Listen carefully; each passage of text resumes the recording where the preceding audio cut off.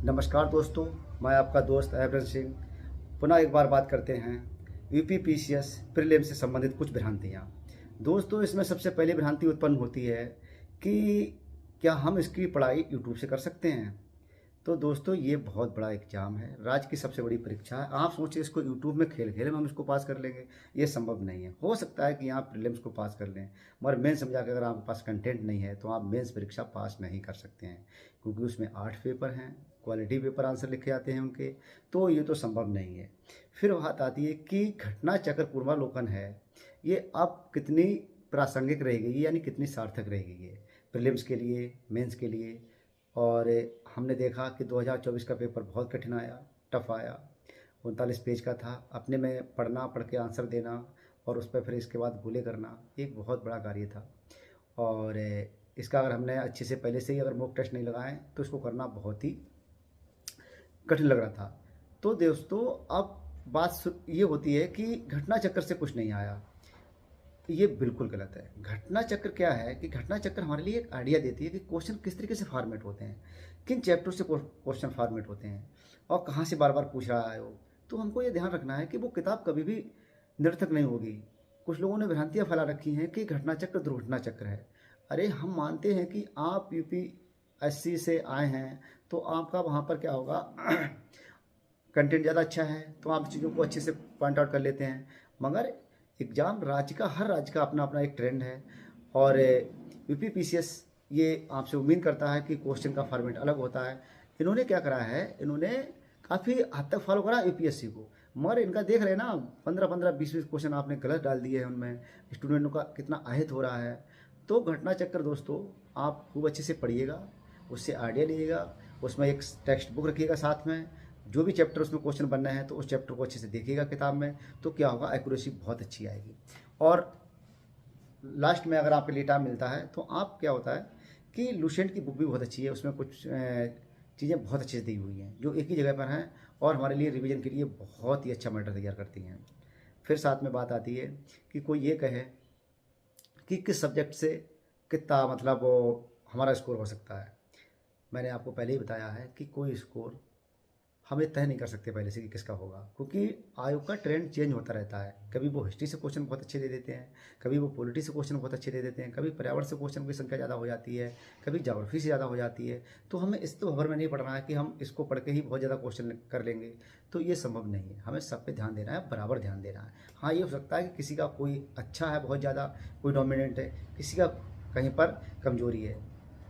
अब स्कोरिंग सबसे अगर देखा जाए, सबसे ज़्यादा क्वेश्चन आते हैं वो हिस्ट्री से आते हैं, मगर हिस्ट्री में इतना बड़ा मतलब उसका सिलेबस है कि हमारे लिए पढ़ना बहुत ज़्यादा टफ हो जाता है, क्योंकि उसको प्राचीन, मिडवल, फिर इसके बाद मॉडर्न पढ़ना, तो उसमें क्वेश्चन बेशक आते हैं 25 के आसपास। तो हम उसमें देख सकते हैं कि कौन कौन से इंपॉर्टेंट चैप्टर हैं जिनको बार बार पढ़ेंगे, उनसे अगर क्वेश्चन आया तो हम गलत नहीं करेंगे। बाकी हाँ, स्कोरिंग के लिए सबसे अच्छा है साइंस, पर्यावरण और पॉलिटी। इनसे क्वेश्चन बहुत अच्छे से बनते हैं और बहुत कम गलत होते हैं, इसमें एक्यूरेसी बहुत अच्छे से होती है।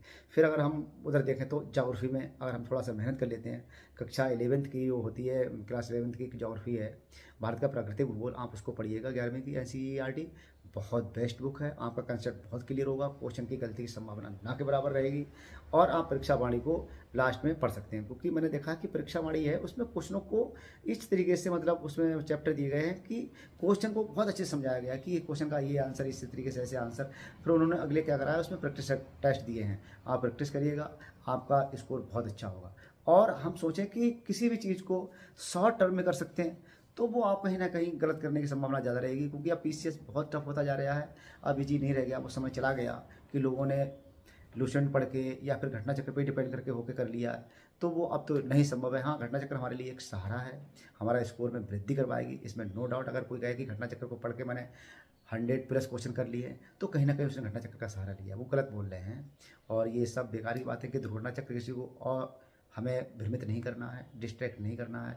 कुछ यूट्यूब पे टीचर भाई लोग बोलते हैं कि 30+ वालों के लिए बहुत कठिन है। कठिन किसी के लिए नहीं, कठिन और सरल का मतलब ये है, क्योंकि अगर हमारे अंदर जज्बा नहीं है, चीज़ों को हमने कठिन मान के बैठे हैं, तो बेशक वो कठिन है। अगर हमने सोचा है कि हमारा भी एक मकसद है, तो हम 30 साल क्या 31 साल पे हम तैयारी कर सकते हैं, 32 पे कर सकते हैं, 35 पे कर सकते हैं।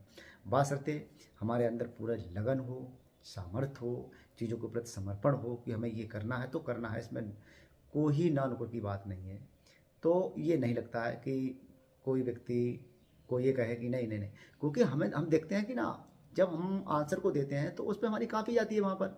उसको ये मतलब नहीं कैंडिडेट कौन है। मेंस में भी क्या है कि ये तय होता है कि आपकी क्वालिटी आंसर लिखने की क्या है, आपने कितना क्वालिटी वाइज़ आंसर लिखा है। तो आपकी कॉपी चेक होगी, उसको एक्सपीरियंस से कोई लेना नहीं, उसकी उम्र 30 वर्ष है या 35 वर्ष है।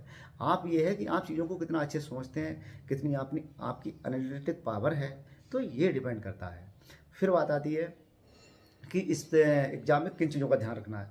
इसका सीधा-सीधा सिद्धांत ये है, इसमें कंटिन्यूटी बहुत ज़रूरी है। अगर आप कंटिन्यूटी नहीं बनाएँगे, तो आपकी पढ़ाई का अगर जो तरीका है, वो कहीं न कहीं आप उतना अच्छे से नहीं कर पाएँगे, क्योंकि इसमें बहुत सिलेबस है।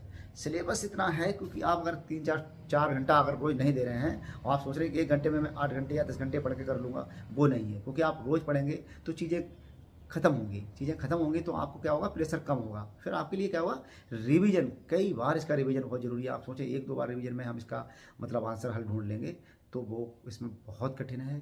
तो प्लीज़ आप अच्छे से पढ़िएगा, नोट्स बनाइएगा, नोट्स बना के उसका रिवीजन करिएगा। जो हमने आज पढ़ा है, कल पढ़ा है, अगर हमने सप्ताह का इकट्ठा कर लिया तो संडे को सिर्फ रिवीजन। इसमें सीसेट को भी ध्यान रखना है, क्योंकि सीसेट अब कठिन आने लगे हैं और बहुत मतलब एस्पिरेंट इसमें सीसेट में फेल होते हैं।